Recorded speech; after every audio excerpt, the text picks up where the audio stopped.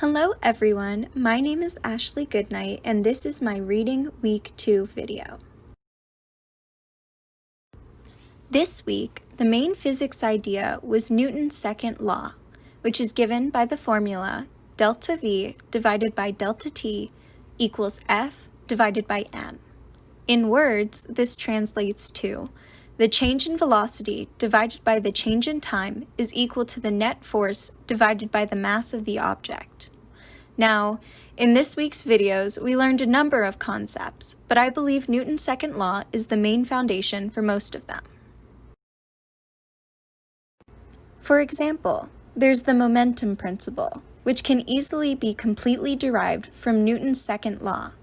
Taking the original equation from the last slide, all you have to do is move the change in time to the other side of the equation, then multiply both sides by the quantity of mass.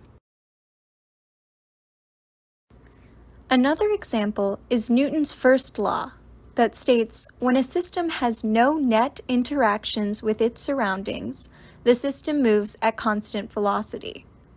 Although we categorize this as a different principle, it's simply an application of Newton's second law. Let's go back to the original equation. As stated in the definition above, this system will have no net interactions, so we'll set the net force, F in the equation, to 0. By doing this, we see the whole term on the right will equal 0, making the change in velocity also 0. And no change means that the velocity is constant. Because I took physics as a senior in high school, most of this information is a review, including Newton's laws of motion and even the momentum principle when applied to collisions.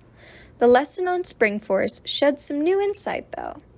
The video mentions the equation F equals K times X, with K as the spring constant in newtons per meter and X is the displacement of the spring from its equilibrium point. This equation, called Hooke's law, is also a review, but I didn't know that this concept also applied to springs moving in more than one direction. The most difficult part of this week's reading was the explanation on using GlowScript. I have limited programming experience in C++ and MATLAB, so using VPython is a bit different. Moreover, my experience in coding has mostly been with GUIs rather than console-based. I found GlowScript's basic tutorial on VPython, which has cleared up a couple things. For example, I discovered that instead of backslashes, VPython uses pound symbols to indicate comments or pseudocode. This resource can be reached at the link on the slide or just by Googling GlowScript VPython intro. I am majoring in electrical engineering, which has significant applications to this week's reading. Over the last summer and school year, I interned at the Johns Hopkins Applied Physics Laboratory in their Air and Missile Defense Systems department. One project involved tracking the motion of a red ball. This involved learning and applying the concept of air resistance in order to predict the trajectory of the ball with ideas like Euler's method and Runge-Kutta. I also related to the videos on video quality and good filming practices. During my internship, we filmed outside, but still struggled finding the right RGB and HSV color values due to the highlights and shadows on the ball. And with that, I am concluding my presentation.